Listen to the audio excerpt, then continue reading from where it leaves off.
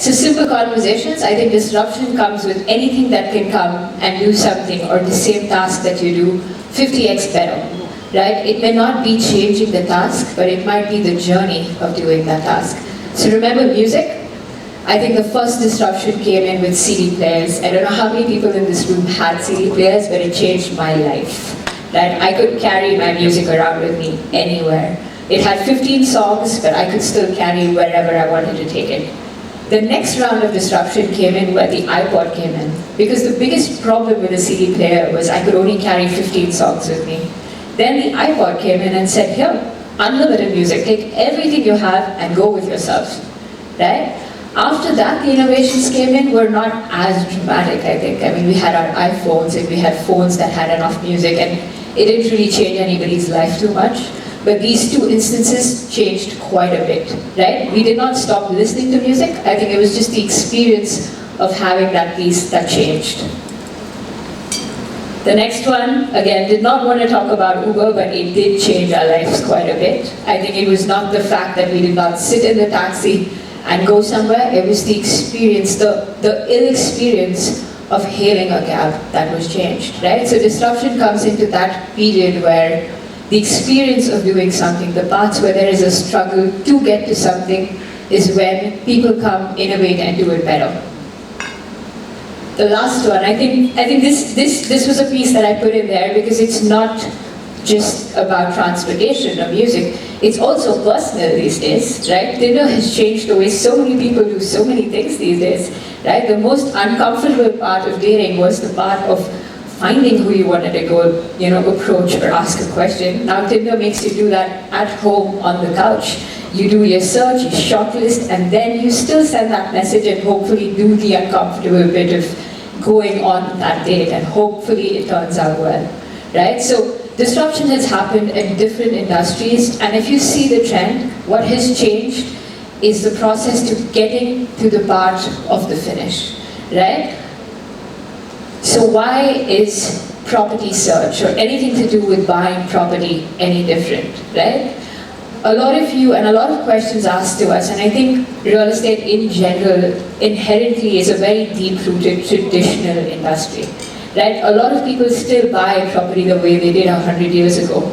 Right? People still ask their parents, ask their friends for advice. All of that is still there today. But the part that has changed is all of these people have access to the internet. Right? So a very basic rule, and I think this is something we found out, and I think globally this is true at a macro level, is in a property seeker's journey, 70% of the time is spent researching, looking, and just observing, right? 70% of the journey is that. 20% of the journey is shortlisting, saying, okay, looks like 5 to 10 options, these are my options. And the next question is, can I afford it? If I can, what are my financing options? And the last 10% I think is the fun bit, right? Is when you maybe pay a reservation fee, you wait till you become a proud owner of the property. So that is the large segmentation of how property search happens or property ownership happens. So obviously based on all of the other results and examples, disruption had to first happen in that 70% segment, right? It had to happen in search. And globally, if you see, it is that. So this chart basically highlights all the dominant players across the globe in the real estate segment, right? Today there's a lot happening. Each one of you in this room knows the different aspects and different things that are happening, but inherently, the core of all of these technology businesses is a real estate portal, right? Now, unlike Uber, there isn't one person sweeping the entire globe. There isn't one dominant player. And this comes down to why real estate is so deep-rooted, right? It has to be cultural. It is very authentic to the place where it comes from. And I think real estate is such a large sector that you don't need to sweep the globe. You can concentrate yourself in one area and get really, really into what the consumer needs there. And it also changes because I think the internet itself evolved very differently, right? The way it was adapted, the way it was influenced in everybody's life was very different. So what happens in the US is very different from what happens in Southeast Asia, and is very different from what happens in the UK. So this is a chart, and if any of you all want it, you can go back and look at results. But the basis that I want everyone to remember from this slide is that the core business of all of these platforms named here is the real estate platform, because everything that gets built is built out of this as its core. So that is the fundamental truth of any technology across the world as of today. Right? So taking this, I think the core is built out of the fact, because there are two important factors in it, right? The strength comes from who comes onto the platform, so getting together the property seekers. So anything you want to do in the real estate segment is in two halves, which is people looking for properties, and the next one, which is how do you make sure all the properties that are available are on this platform. Only when you have these two figured out can you build on a strong foundation, right? So this is again inherent to any global platform anywhere in the world. They will be the dominant player because they have the most amount of demand, the most number of people coming onto their platform, and the most amount of supply on their platform to offer to them. This is interesting again, and I think this is where a lot of people go wrong, right? I think the deal with technology is you can do a lot, but the struggle is how do you keep it simple, right? The thing with technology is you have to simplify it to the bare minimum so that people can start. And that's the thing with real estate portals. Again, anywhere across the country, across the globe, this is generally the format, right? People today maybe know where they want to start, right? We think that people know what budget they have, they know exactly what they want. They don't.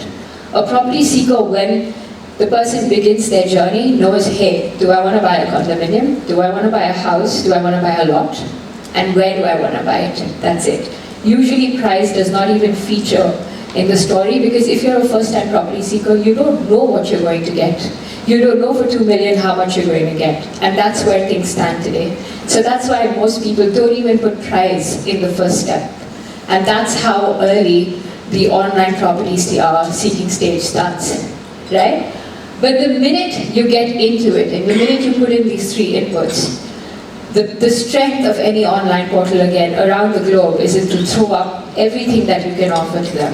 And that's when you start thinking like the interest, right? That's when you've got them hooked, because you're like, oh my God, I can get 86,000 properties in what I'm looking for. So let me start inputting a little more.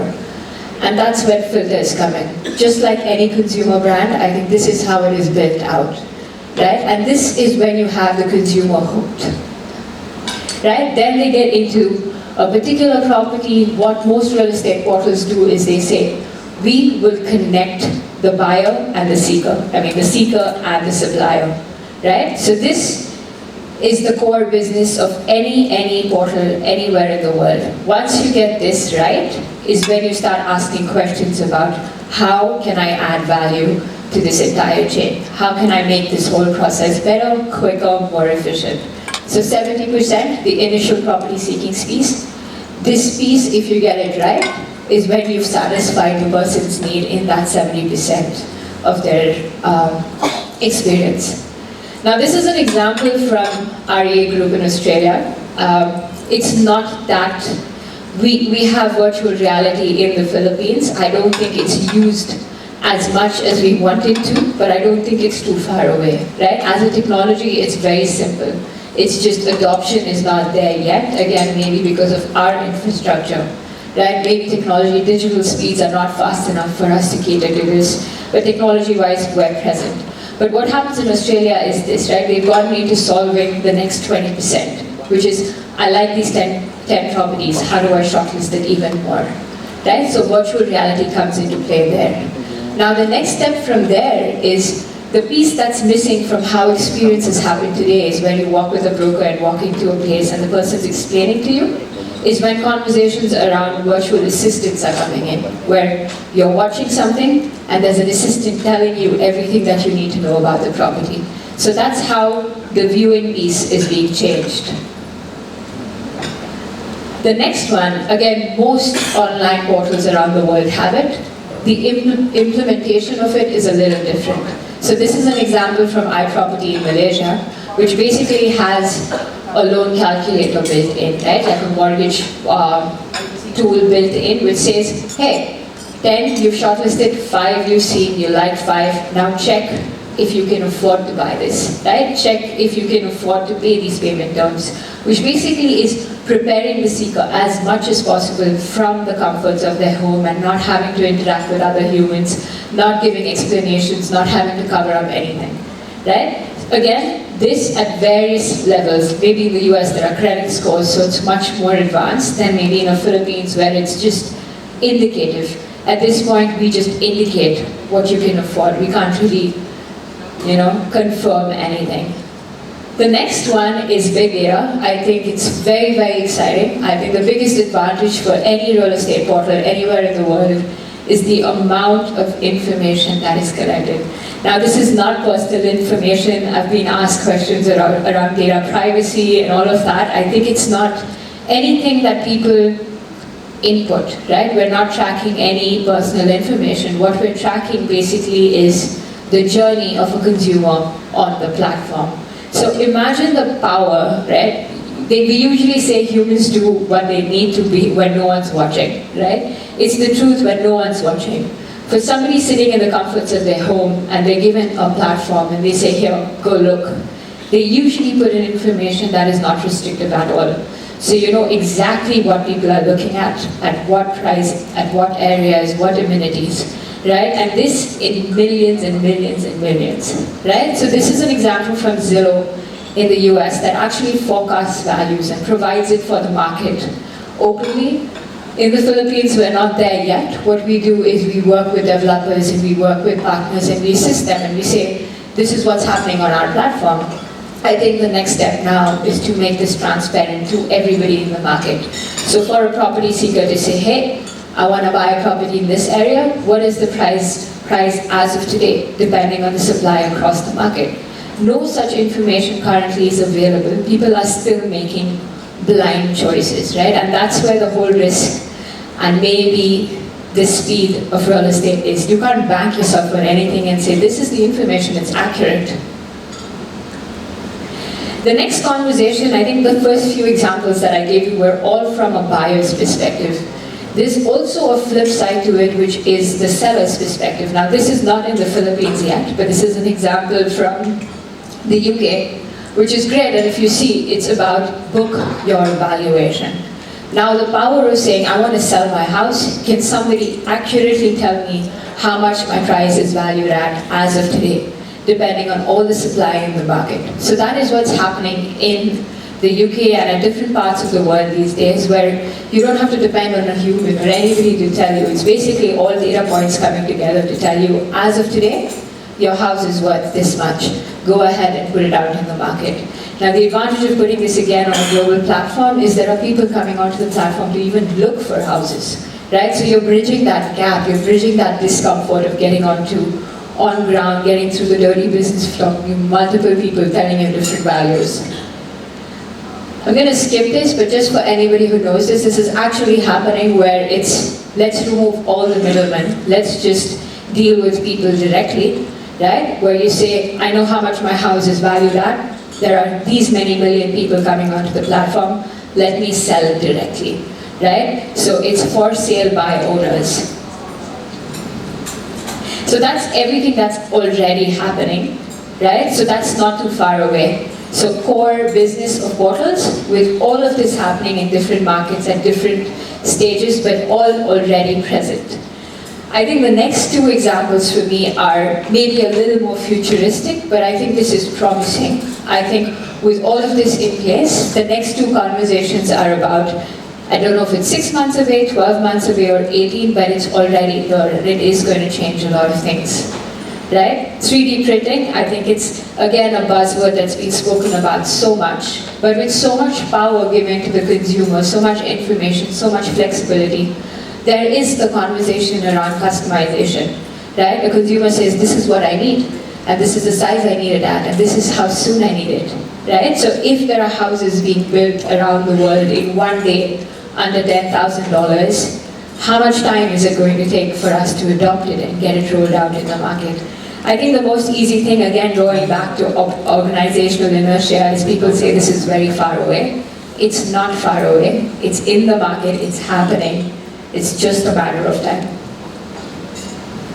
Now, this is my favorite conversation. I think blockchain, all of us know it. These are buzzwords around. None of us know too much about it. I will be honest, I don't think we do either. I think we know the power of blockchain. I think it's what the real estate technology industry has been waiting for. Because the biggest question mark in technology real estate is trust. Is how do you get the consumer to trust you? With blockchain, that is what's coming in, right? There is the elimination of fraud, everything getting documented, nothing being out of place. And that just changes the whole game altogether. I think there are experts out there who understand the technology well enough. I think the missing piece here is implementation. But I think implementation it's not going to take us years to figure it out. Implementation is something that can happen really in a few days, in a few months, and it can work and it can come in. With that, and all of what's happening in the past is already present in the market, everybody just has to ask themselves questions, right? Are your teams ready? Are your sales teams ready? Because we see it. You know, you cannot do sales like the way you do it in the traditional market, right? These consumers are different. They have options. They're talking to 20 people at the same time and not making the effort. So if you're not efficient enough, are your teams ready to handle consumers sitting on their couch asking questions? I think that's the most important question, and that's where I will leave everybody today. Thank you so much.